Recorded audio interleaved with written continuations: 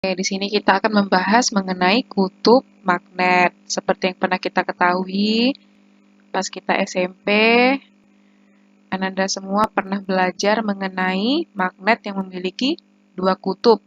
Ada kutub utara dan kutub selatan.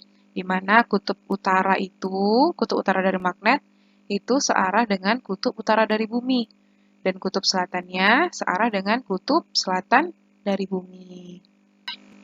Karena magnet itu ada kutub utara dan kutub selatannya, jadi garis gaya magnet itu keluar dari kutub utara menuju ke kutub selatan.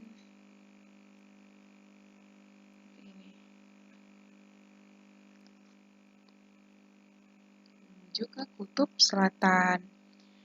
Jadi garis gaya magnet itu semakin jauh dia dari magnet akan semakin renggang garis-garis gayanya. Kebalikannya, semakin dekat dia dengan magnet akan semakin rapat. Nih.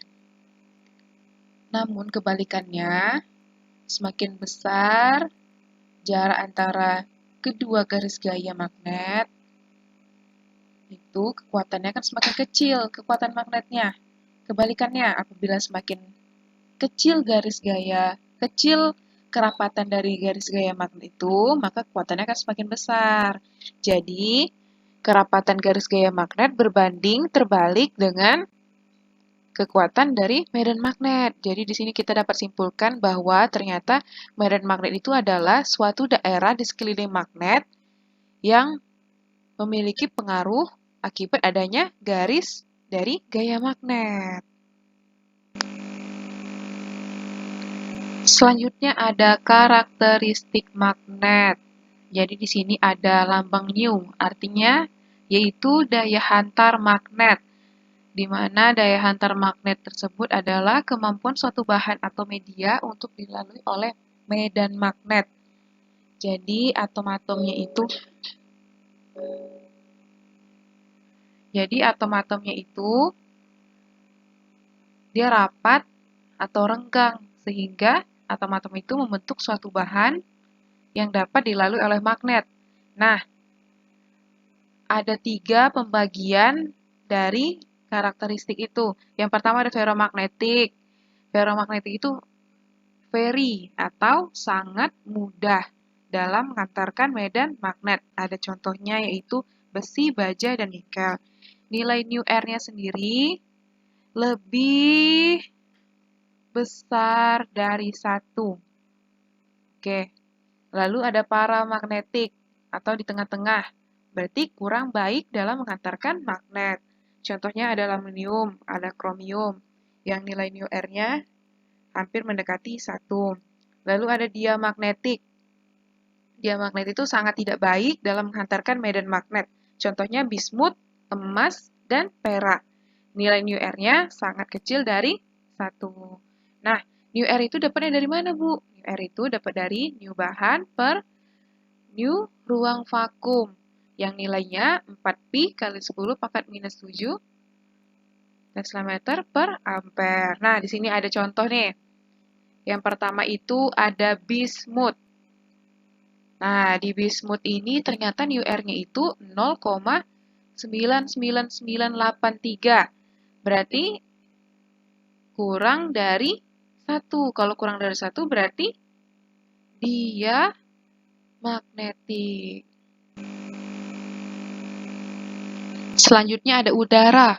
Udara nu R-nya 1,000004. Berarti hampir mendekati 1. Kalau hampir mendekati 1 apa? Paramagnetik. Selanjutnya ada besi. Besi nilainya 200.000, berarti sangat lebih besar dari 1. Yang artinya besi termasuk ke klasifikasi ferromagnetik. Kita akan bahas mengenai percobaan yang dilakukan oleh seorang ilmuwan yang bernama Hans Christian Ørsted pada tahun 1820. Jadi, penemu ini melakukan percobaan pada suatu kompas jarum. Dan di sebelahnya diberi seutas kawat yang dialiri oleh arus listrik. Nah, hasilnya itu ternyata jarum kompasnya itu menyimpang dari utara menuju ke selatan. Nih, ini dia penyebabnya. Kata si penemunya, ternyata medan magnet yang muncul akibat seutas kawat yang dialiri oleh arus listrik. Nah, ini dia percobaannya.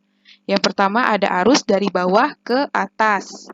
Maka terjadi penyimpangan ke kiri. Coba kita lihat. Di sini ada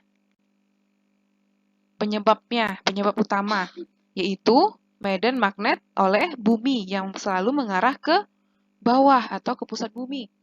Lalu ada hasilnya, yaitu medan magnet oleh magnet yang mengarah sesuai dengan arah jarum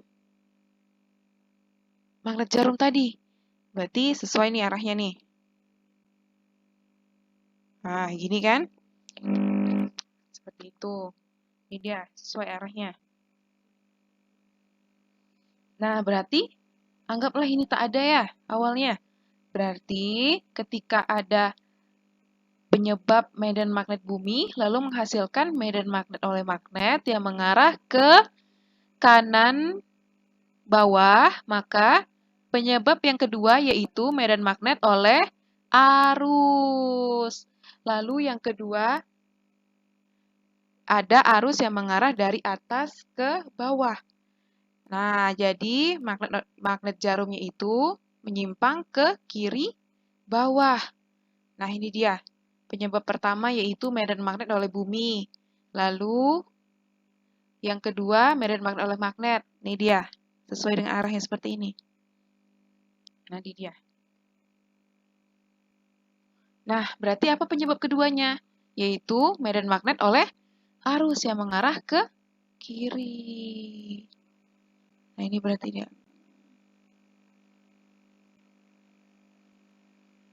Walaupun arusnya ke bawah, tetapi medan magnet oleh arusnya itu mengarah ke kiri. Lalu, yang pertama tadi, kita lupa nulis. Berarti arah medan magnetnya ke kanan. Nah, seperti itu.